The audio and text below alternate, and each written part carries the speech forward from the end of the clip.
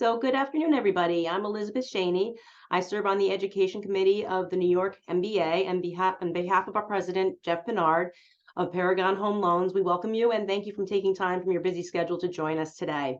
New York MBA strives to bring value to our members throughout the year with informational webinars like the one we're bringing to you today.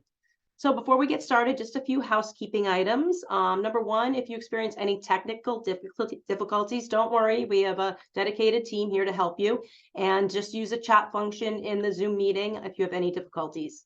Also, during today's webinar, all lines are muted, and you can use the chat function and the Q&A function if you have questions throughout the webinar. We're going to have everybody, like I said, muted. So any questions, either hold to the end when we have time for Q&A and/or put your questions in the chat function within the Zoom meeting. We'll be sharing the presentation slides and relevant resources with you after the webinar is over. Now I'd like to introduce you to today's presenters, Daniella Casseres. Ari Karn was going to be here as a presenter as well, but he had work matters that took him elsewhere with other clients that he couldn't make today's webinar. So Daniella will be presenting for us today. Daniella is with Mitchell Sandler's LLC. Mitchell Sandler is a women-managed, majority women-owned boutique financial services and financial technology-focused law firm headquartered in Washington, D.C. Daniella serves on Mitchell Sandler's management committee and leads the firm's mortgage regulatory practice group. She advises mortgage lenders, financial institutions, and consumer finance companies on regulatory compliance and enforcement matters, bringing the insight of a former banking regulator of the Federal Reserve Bank of Chicago to her work. As the head of Mitchell Sandler's mortgage practice group, she regularly counsels clients on state and federal laws relating to fair lending, advertising, licensing, and privacy. So now, Daniella, thank you very much for presenting Mastering Mortgage Marketing Agreements. So I'll turn it over to you. Thanks, Elizabeth. You could just move forward in the slides. It's good to be with everyone this afternoon. Thanks for joining. Okay, so I thought we would start off today in the context of marketing arrangements, talking a little bit about the regulatory environment. And Elizabeth, if you'll actually just go to the next slide. Aside from, a recent enforcement action, we also kind of are in the middle of these NAR lawsuits that we expect to continue throughout the country. And because of that, we expect that real estate commissions are at a minimum going to be more negotiable. And, experts have predicted that commissions will be reduced by around 50%. In light of that, when we're talking about marketing agreements with real estate agents, it affects mortgage lenders because the demand from real estate agents to engage in these types of arrangements that render revenue for the real estate companies, right, may become enhanced. A lot of mortgage companies are still continuing to enter into these marketing agreements. I get asked all the time, do people still do MSAs? Absolutely. And actually during the downturn, we saw an influx of them. And with the NAR lawsuits continuing, we expect to see more. In that light, however, it's important to note that very recently, as of August, there was a consent order regarding marketing agreements against one of the larger lenders. I'm asked all the time also, is the CFPB still interested? How much regulation, how many investigations are still happening as it relates to marketing agreements and compliance with RESPA? And the answer is, there haven't been a lot of public actions. We all know that in 2015, under, in the Cordray era, there was a lot of talk about marketing agreements and whether or not they were permissible or not. There were some pretty splashy settlements. And then we kind of saw, or at least the public perception was that the CFPB kind of backed off of those RESPA reviews. That's not the case. There have been a lot of investigations, a lot of reviews, and even during, the Trump era, there was still, I would say even like if it wasn't the CFPB, there were some states that were looking into some RESPA issues related to marketing services agreements. So important to know, and it was kind of highlighted with the Freedom Consent Order that the government is still looking at these very critically. And so you have to make sure you get them right. And so I thought I would start out by just going into a little bit about the allegations because, the Freedom matter ended up in a consent order. So really they are allegations, right? They didn't admit to anything. But the things that the CFPB was concerned about, I think are important to flag for any lender that is considering getting into these arrangements. Also important to note that the consent order did not just involve a mortgage lender in this case, but a real estate entity. This is the second time we've seen that where there's actually like a public fine against a real estate company in regards to these marketing agreements. So they should be concerned as well, right? More scrutiny coming towards the real estate companies. Um, Anybody that receives compensation in connection with referrals is also subject to RESPA, not just the mortgage lender. So some of the allegations, this consent order had to do with marketing services agreements, but it also had to do with a couple other things. But first, marketing services agreements, right?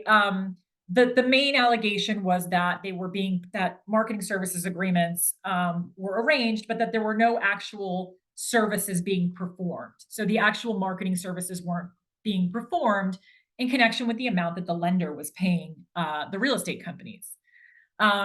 Also, they took issue with some of the actual services that were in that were in the marketing services agreements themselves. So, for example, one of the things that the CFPB alleged is that the services included promoting the mortgage company to real estate agents. So, not direct marketing to consumers, not branding opportunities that were going to go directly to consumers, but more of the mortgage lender paying to, go to the real estate partner sales meetings or promote themselves to the agents, provide training to the agents, right? More business to business marketing as opposed to consumer facing branding and marketing. And we have seen again and again, I personally have seen in investigations that I've been a part of with the Bureau that they take issue with whether or not it's compensable in a marketing agreement to pay real estate agents for business to business marketing opportunities. They really want to see that if you're paying for marketing services, those marketing services are to market the mortgage company directly to consumers, and not kind of these, inside sales conversations with real estate agents or training to real estate agents. We'll talk about that a little bit further in the slides. But going through some more of the allegations. So, the mortgage lender documented referrals that it was receiving from the marketing partners, right? From the MSA partners. Now, the allegation is that they documented those referrals and they were doing that because the services were contingent on referrals and not just on marketing. Marketing agreements should be for the opportunity to brand yourself and to put yourself in the face of consumers, and should not be contingent on whether or not you get referrals. And so the allegation is that since they were actually tracking these referrals that they got from MSA partners, that was somehow evidence that they were paying for referrals as opposed to paying for the marketing opportunity, which is problematic under RESPA. Also, the mortgage lender encouraged agents to use a phone application where the consumer would directly contact the mortgage lender. Again, it's more directive of the agent. That showed the CFPB, at least in their allegations. Their issue was that that Freedom was requiring the agents to direct clients to the mortgage lender, as opposed to just branding in an office or branding that's exhibited in an open house. It was actually something that would affirmatively influence the consumer to select the mortgage lender, because the agents had to do something affirmative in order to get the mortgage lender in front of the consumer. Also, they alleged that the mortgage lender created most of the co-branding, for the agents, right? So rather than the agents participating and assisting in creating some of the materials that they were supposed to be marketing on behalf of the mortgage lender was actually doing most of the work. So those were some of the problematic issues. And again, I think they're pretty common, right? And we'll talk about them in a little bit more detail, but the bottom line is you want to do marketing that is consumer facing. The point of these agreements is to get your brand in front of the consumer and not to encourage or direct agents to do that for you. It can't be contingent on referral activity, whether or not you're paying them or not, right? These should be thought of in the context of this is a branding opportunity for me. It's like putting myself in the newspaper. I'm going to pay for it regardless of whether or not I get anything from it or not. And that's how the Bureau really views these things if you're going to do them compliantly. So things to keep in mind that were highlighted in the consent order. The other issues that were not related to marketing services agreement specifically, but obviously are related to co-marketing, is that the CFPB alleged that the lender was giving subscription services that it paid for free to the real estate agents. So it was paying, thousands of dollars for these subscription services, and then it was giving it to them. It was giving it to real estate agents for free, contingent on them sending referrals, right?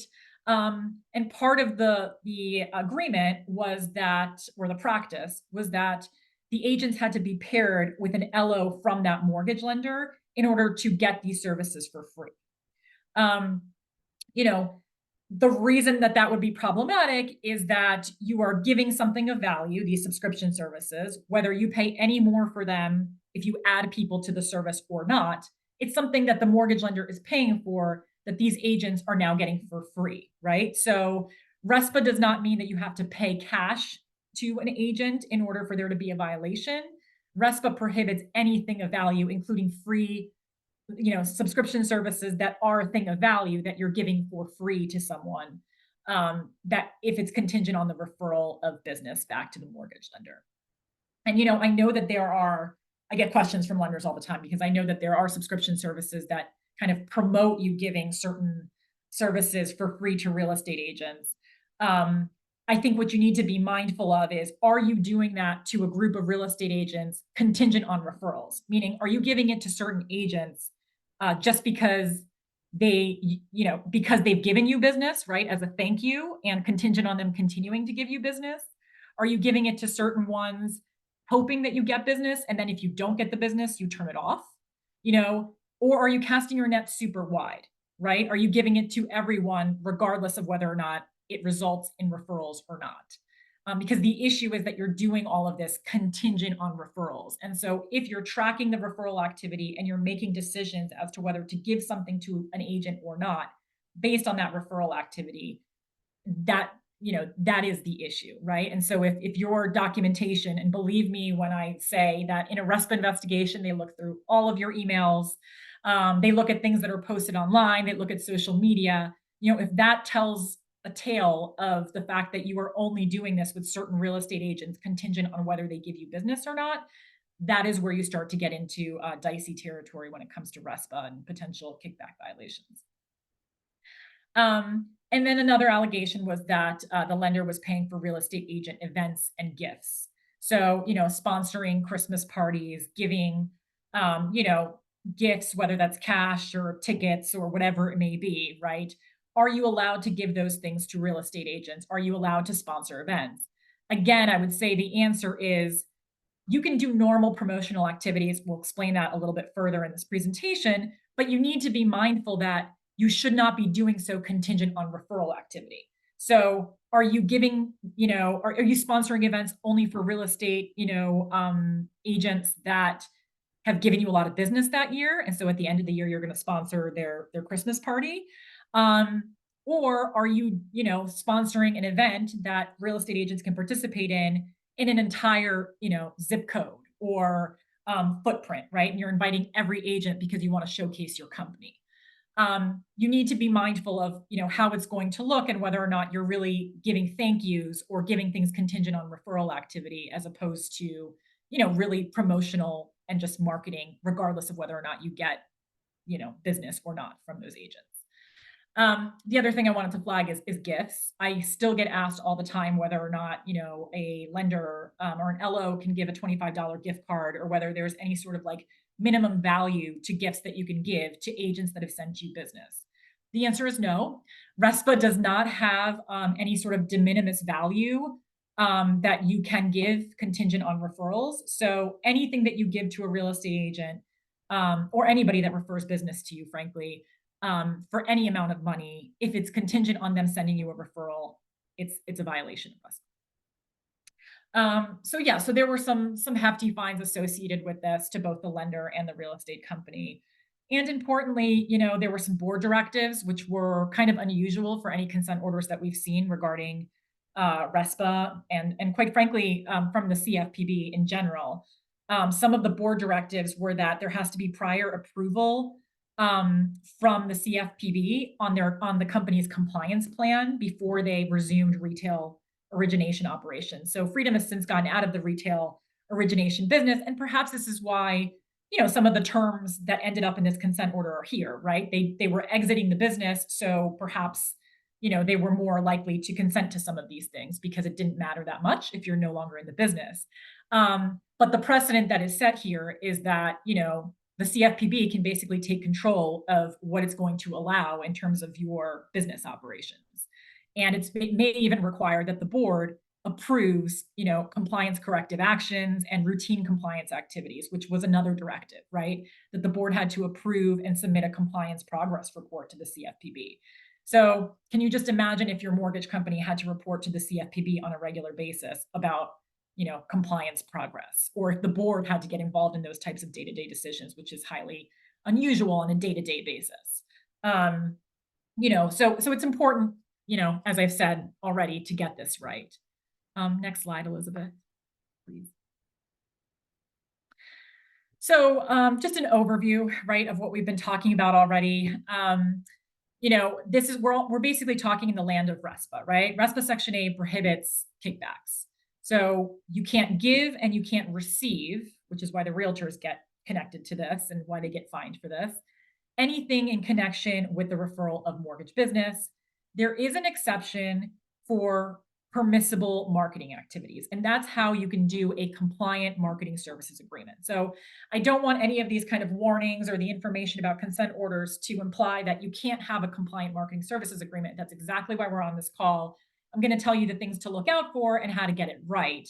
And this is the exception under which you do it, right? You can pay for actual services that are provided and are performed for fair market value.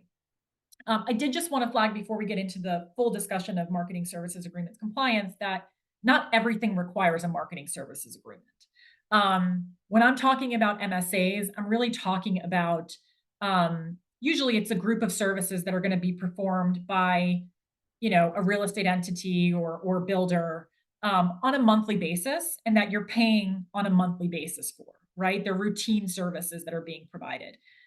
For one-off kind of ad hoc marketing, or if you're, doing some open house flyers or doing some sort of event together, that does need to be documented. It's still obviously governed by RESPA and other rules, but it does not need to, not every single piece of marketing or every single arrangement, especially if it's ad hoc, needs to be documented in a formal marketing services agreement.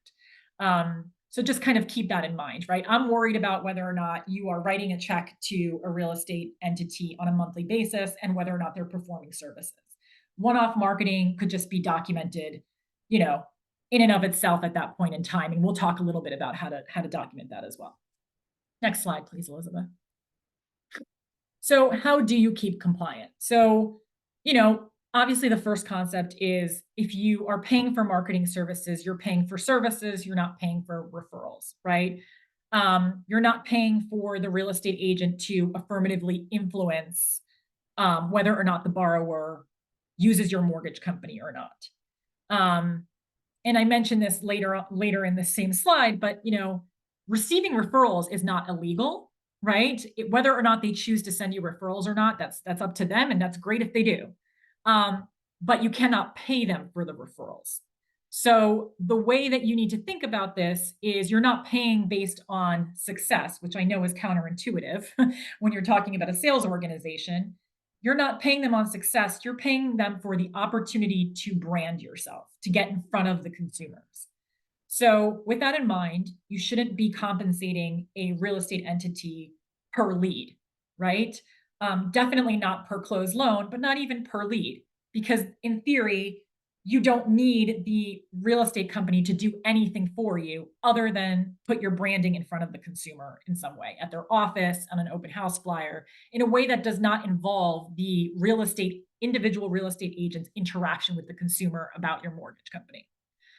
I also want to caution, and I usually advise clients to stay away from compensating individual agents or small teams of agents in these marketing services agreements, as opposed to, marketing or paying an entire real estate office, a large real estate office or a brokerage, right, for these marketing services.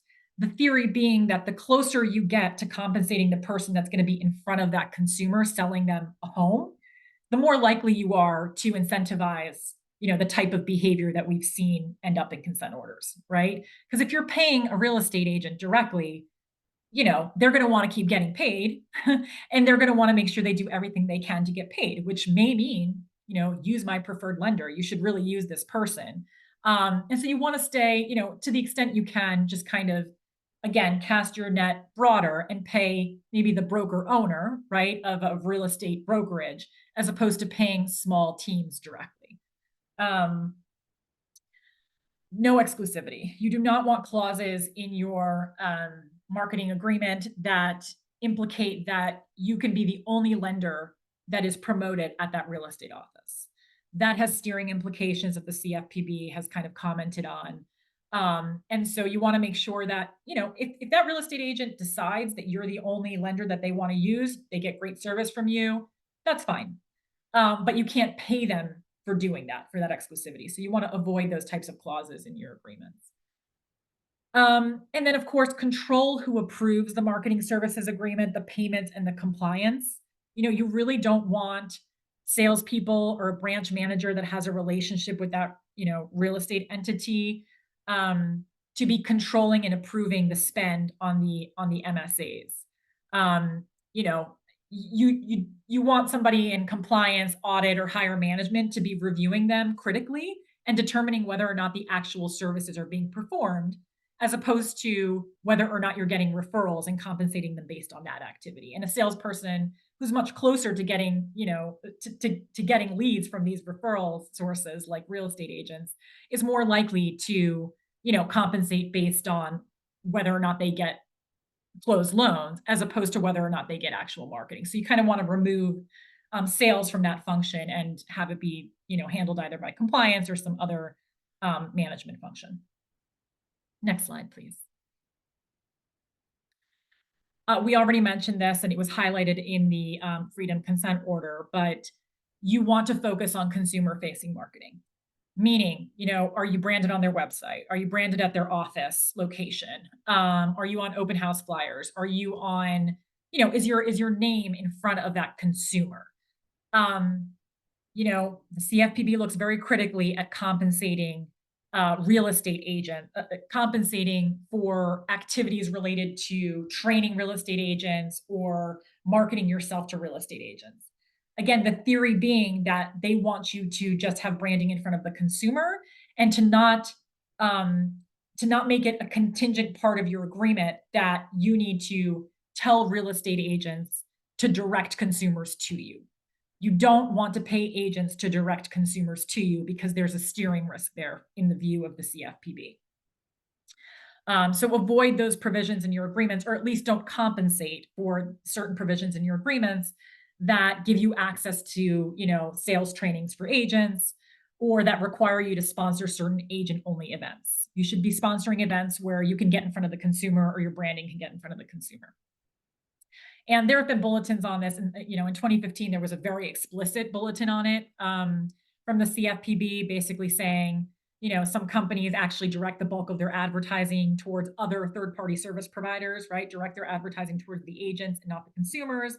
They took issue with it in 2015, and in 2020, there were some FAQs that even went out under the Trump regime about, directing people to, incentivize referrals. So they just don't like that kind of, agent being told to direct consumers to a particular lender. They see some steering concerns there. Next slide.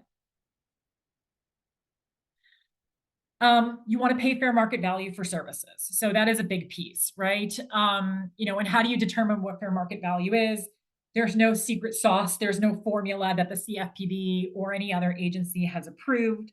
The theory is just that you can't pay more than fair market value because if you're paying more than what it should cost, then what are you paying for? You're paying for referrals, right? So whether or not you do an internal evaluation of that or you hire a third party, either one is fine. I will tell you that if you hire a third party, while there is some value in having an independent, kind of not, not internal evaluation, because in theory they should have no stake in the game, right, as to how they value the marketing services. Um, the CFPB and state are increasingly putting pressure on lenders to understand what the formula is for assessing fair market value. So you can't just kind of let a third party vendor handle it and kind of wipe your hands of it. You need to understand how they're determining that it's actually fair market value to some extent. Um, and I would also say that you need to evaluate fair market value regularly, right? I usually advise clients at least annually, but if there are big, market shifts or fluctuations, like we saw, in the past several years, right? There could be 100 homes for sale in a neighborhood, in 1 month, and then 6 months later, there's, one home for sale in that neighborhood. And if you're paying to be advertised, on those little yard signs, right? And that's part of the branding that you're paying for. You're not getting the same value that you got 6 months ago when there were 100 homes for sale and 100 of those signs up, and now there's only one. So if there are big market fluctuations or changes to like a real estate office where they used to have 100 agents and now they have, five, you will need to reevaluate what you're paying, right? You can't keep continuing to pay in excess of the services you're actually being provided. But at a minimum, once a year, you want to have some form of fair market valuation that's documented to determine that you're still paying fair market value. Services have to actually be performed. That is the biggest piece, right? And it's the first piece we saw in that freedom consent order. So you want to audit the services that you're paying. That means if you are paying to be on their website and you're paying them on a monthly basis, you should be taking website screenshots on a monthly basis, maintaining copies of advertisements, maintaining copies of consumer event calendars, right? If you're allowed to go to a certain event that's like a big deal for the realtor, you want to take pictures of it and document that you're getting the services. And carefully outline the services. One piece that's going to make auditing these so much better and more compliant to be able to show a regulator is if you have clear services and the frequency of the services outlined in your agreement. Because if you're not meant to be getting a sponsorship event every month, which you likely aren't, then you shouldn't, that will be contemplated in your agreement, right? So you shouldn't be held accountable for like not getting it this month, but continuing to pay the same amount. And if you're not getting services, you either need to withhold temporarily or lower payment for those services if they're not being conducted. One of the first things that I saw in the first RUSPA investigation that I was a part of like 8 years ago is that the CFPB had already done its review of websites, right? Like it was the company was supposed to be sponsored or not sponsored, but was supposed to be displayed on the real estate agent's website, and they weren't. So then the question is, okay, well, that's easy to find, right? On any real estate website, whether or not that mortgage lender is there or not, then what are you paying for? And why haven't you withheld payments, right? It begs the question. And the assumption is always going to be that you're doing it because you're paying on referrals and not on actual services. You do want to withhold payment if services are not conducted, but you also want to avoid regularly fluctuating payments, right? And if you are changing the payments, if you're increasing, in particular, the cost of the services, you need to make sure that there is a legitimate reason that you're increasing them, right? There's more services. Maybe the real estate entity has expanded, so your branding opportunity has significantly expanded. You really want to consider some written procedures that document and can evidence to any agency why you would be fluctuating payments, because those irregular payments also are cause for concern. And any payments made outside of monthly payments, MSA like monthly payments or whatever schedule you're on, like other joint marketing or other events, if you are giving more money to that agent or that third party that you're marketing with, document why. So that it doesn't look like, oh, you got more referrals this month, which by the way, our salespeople are tracking. And that just so happens to correlate with an extra $1,000 check, right? You need to just kind of be prepared to document and prove your innocence in the case of any payments to a potential referral source. Next slide. Okay, so that's MSAs. And I did mention that, there you can also just do ad hoc co-marketing, right? So I just a couple of things I wanted to flag when we're talking about just regular old co-marketing, not a list of services, not monthly payments, but actual marketing, like marketing pieces that you generate are a thing of value.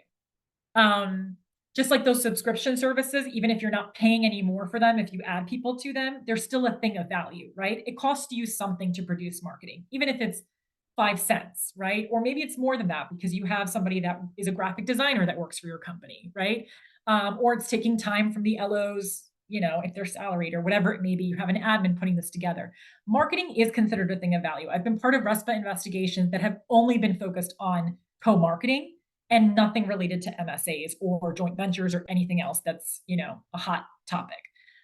Just marketing itself. So you want to be careful about if you are producing marketing that is co-branded, that let's say it's a real estate agency that you're co-branding with, that they are contributing something, that they're contributing their fair market value for that marketing, and that you're not just giving it to them for free.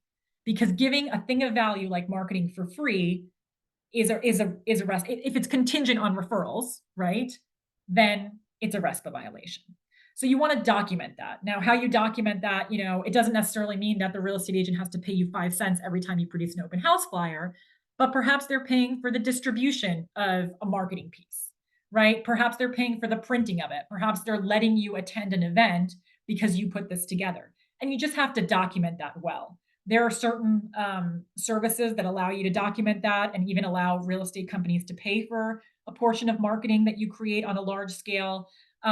However, you end up doing it, you just need to make sure that you have a process at your company to document compliance for what the real estate agent is contributing for that piece of marketing. Because otherwise, you're defraying expenses that the real estate agent would otherwise pay to market themselves. Next slide, please. I also regularly get questions about preferred lender relationships when I'm talking about kind of co-marketing, and we'll talk about JVs in a second. But let's say the most common scenario is with builders, right? A builder offers closing cost discounts to borrowers if they use a preferred lender. So they will actually even put, in their sales contract that if you use this lender who is preferred, you will get $2,000 off, closing costs on your mortgage. That is technically okay, so long as the discount is being given to the consumer, right? If you are offering an incentive as a mortgage company and the builder decides they want to promote that discount because it'll maybe get more people into homes that they are selling, that's okay, so long as you, mortgage lender, are not compensating the builder for saying that you're a preferred lender in any way. You're only compensating the consumer. You're giving an incentive to a consumer.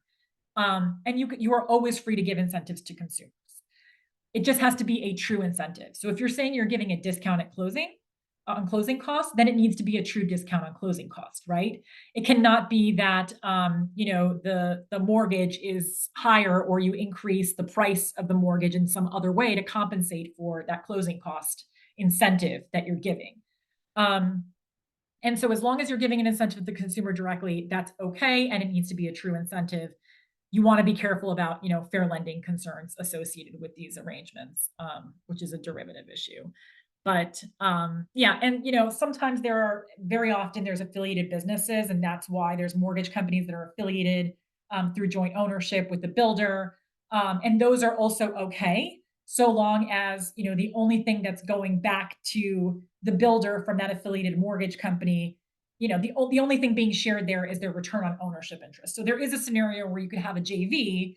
And this is also, acceptable, and very frequently it happens with those JV arrangements.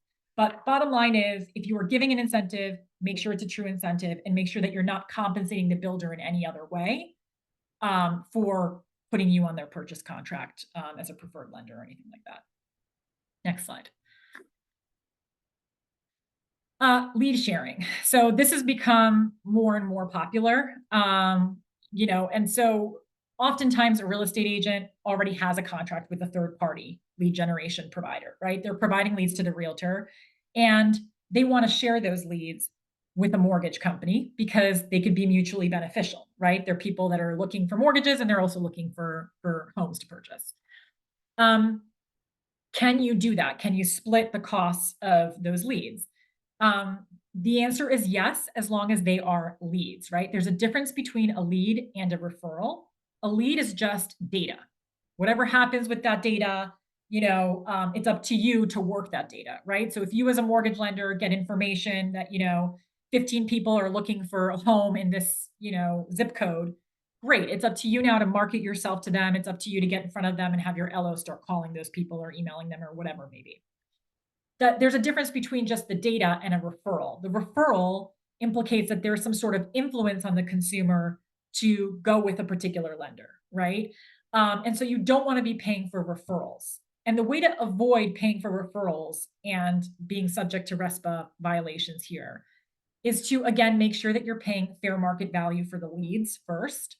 The easiest way to do that is to pay the lead vendor directly because lead vendors, in theory, are selling leads throughout the country. This is their business. And so it's not just you that they're selling them to or this realtor. They should know what it costs, right? So pay them directly for whatever portion, for whatever they say that you owe them, right? That way you'll also see the invoices. So you know that you're paying, your fair share. If you can, you should see what the real estate agent is paying for so that you know that you're not paying too much and you're not defraying the cost of the real estate agent in getting those leads. Because again, leads are a thing of value and you don't want to compensate, you don't want to give those leads to the real estate agent or defray the costs of them getting those leads from this entity because that would be a thing of value that you're giving to the realtor. And if you get, referrals from the realtor also, it could be viewed as a RESPA violation. You want to access the leads directly from the vendor platform as well, because you want to make sure that you get everything that you're paying for. So if possible, you want to avoid having the leads have to go through the realtor to get to you. And you also want to limit the practice of having multiple loan officers on, one account with a realtor, because that could easily lead you to defraying the cost of the realtor and you end up paying too much. We saw that in the Zillow investigations that happened, many years ago. There were multiple loan officers, and so the company didn't have control and ended up paying more than 50% of the cost of, the advertisement. And so therefore, the realtor was paying too little and the lender was paying too much. Make sure you're not paying for referrals again. And the way you want to do that is you want to avoid at all costs having the lead go through the realtor. You don't want the realtor to have to refer the lead to you, because if they have to refer the lead to you, they're probably doing something to speak to that consumer to warm them up and send them over to you, right? They might be saying like, hey, you should use this LO because they're great. I've worked with them 50 times. That is a referral. And you should not be compensating through these lead generation arrangements for referrals. You should just be getting the data, and then it's up to you to do whatever you want. You also want to avoid, lead generators that pre-qualify or match the consumers with a particular mortgage company, particularly through these like shared lead scenarios where like you're working with a real estate company that has a third party that you're sharing leads with. If you end up using a lead generator in another context that does match consumers with a mortgage company, there are certain licensing considerations that you would want to vet at a minimum. And if you end up having to pay the real estate agent instead of the vendor because the real estate agent has an existing relationship with this lead generation company, make sure that whatever you do, you're not paying per lead, right? You are paying, for the data that is received, and you're signing up to get a particular amount of data. But if you are paying the realtor directly, then it's going to be more likely that you're paying that there's a referral activity happening there, and so you definitely don't want to pay per lead in that scenario. Okay, next slide, please. You want to vet lead generation companies, whether you use them through a real estate agent that has an existing relationship, or you hire a lead generation company for yourself just for mortgage. I did want to highlight that you want to vet these companies. I am getting, in the context of fair lending investigations, certainly a lot more questions about, whether or not the lender has done their due diligence of these companies.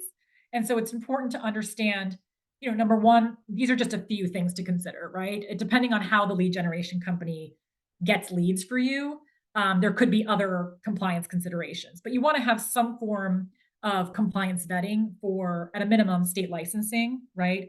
Are they speaking to consumers on your behalf? Does that, imply the risk that they may need to be licensed as a mortgage broker at a minimum in some states?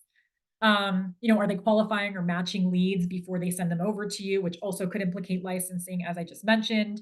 You want to make sure that you can actually contact the leads, even if you're just getting data from this company. Has the consumer consented to allowing for their information to be shared?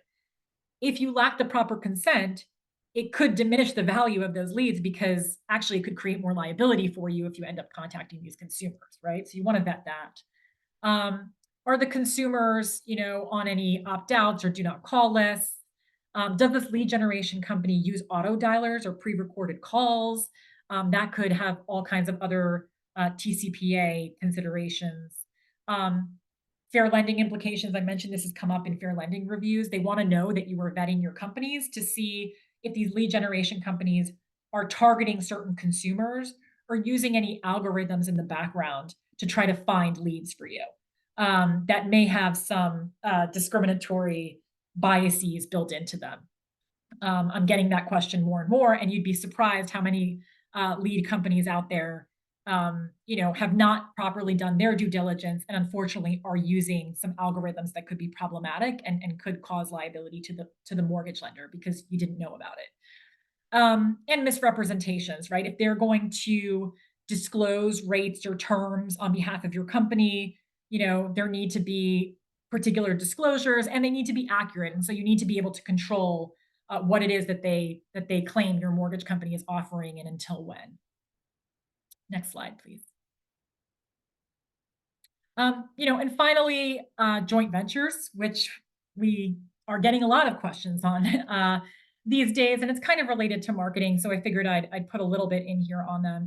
At the end of the day, if you're thinking about forming a joint venture with a real estate entity, it certainly provides an avenue by which to eventually, get the loans to your mortgage company, right? So in a way, it is some form of marketing because this joint venture, if you create a mortgage brokerage, could be selling the loans ultimately to your mortgage lender. If you're thinking about creating a joint venture with a real estate company, you really need to think about, at first and foremost, you're forming an entirely separate company. It's going to require separate licensure, separate approvals if it's going to be funding loans, with FHA and other agencies or investors. And the owners of the joint venture can share in profits based on their ownership interest in the company, but that's it. You're not going to be able to adjust ownership interest based on whether or not the real estate entity that co owns this with you sends referrals into or out of the JV. So you need to be mindful of that, right? You're forming a separate company and you're really becoming partners with this person or entity. And it's not going to be easy to fluctuate the ownership based on the success of referrals, because that would be a sham arrangement to disguise the kickbacks that we've been talking about um, all along throughout this presentation. So you need to also think about the fact that this will be a separate and distinct company, right? That needs to get its own licensing, but also needs to have its own employees, its own product offerings.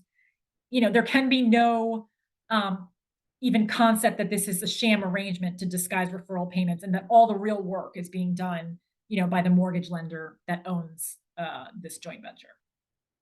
Also, there can't be any required use. So the real estate agents, that are affiliated with the real estate company that owns this mortgage brokerage, if it's a joint venture, can't be requiring that consumers that want to purchase a home have to use this mortgage brokerage, or that the mortgage brokerage, has to send the loans to any particular wholesale lender that owns the entity. So you need to be aware that there can be no required use and there can be no kind of like influence or in any way it can't be implied that they have to use this joint venture, that the consumer has to. You need to disclose the relationship, as I think would be obvious, because it will be an affiliated business arrangement. So you have to disclose that to the consumer. And importantly, again, you're thinking about this as an entirely separate entity. The shared services between this new joint venture and the mortgage lender that owns it need to be limited, right? Like there need to be real employees that work at this mortgage company, They have to have their own LOs. Key services and product offerings need to be at that joint venture and not at the mortgage lender. And some shared administrative services may be permissible and frequently are in the context of, at first at least, setting these up. But those are usually back office services. They're not like the key service for the product offering. So not the LOs, not the key origination services. Next slide, please. And this is an old test, but these are the types of issues that the CFPB or HUD or DOJ would be looking at if they're looking to determine whether or not you have a sham entity, a sham joint venture that's that's meant to disguise referral payments back to a real estate company, right? Are you providing the services that are distinct at this joint venture, or are they being done by the lender that owns them? Do they have their own staff? Do they meet the initial capital and net worth requirements? Does the joint venture have its own business management, its own employees, which we talked about already? So you don't have to meet, this is kind of like a totality of the circumstances test. You don't have to meet all of these factors. I would focus on the fact that this third party has to be able to provide its services on its own, as if it were a standalone entity, have its own key staff, and some limited shared administrative services. The key really being with these JVs that you cannot have, profit sharing that fluctuates based on referrals. Profit sharing should only be based on ownership interest. And that's it. I'm done with my portion of the presentation. I don't know if there were any questions. I will look to see if there are any. There is one question. I saw the one question. About desk rentals.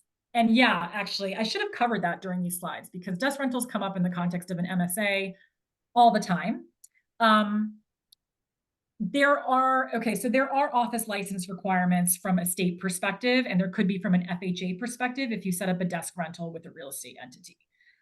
If you are taking applications from that location or regularly conducting your loan origination business from that location, then it will likely be considered a branch office of the mortgage company. And so you need to be mindful of meeting those state requirements and any other agency requirements that come along with that. And desk rentals are usually actually easier from a RESPA compliance perspective to deal with than marketing services agreements are because you're paying for space, right? There's a way to document what fair market value is for that space. And you can document the services pretty clearly, whether you're using the space or not, right? You have access to that office. I know a lot of us have offices these days that we're not actually going to and not using, but you're paying a lease and you can document, the fair market value of that square footage and the services you're getting at that space. Thank you. Anybody else have any other questions for Daniella? I don't think I see any in the Q&A. So I think we're good. Thank you so much, Daniella, for today's informative presentation. That was great. Much appreciated. New York MBA's quarterly newsletter was just published, and people can sign up on our website to access those. And additionally, membership renewal for 2024 is underway and can also easily be done on our website.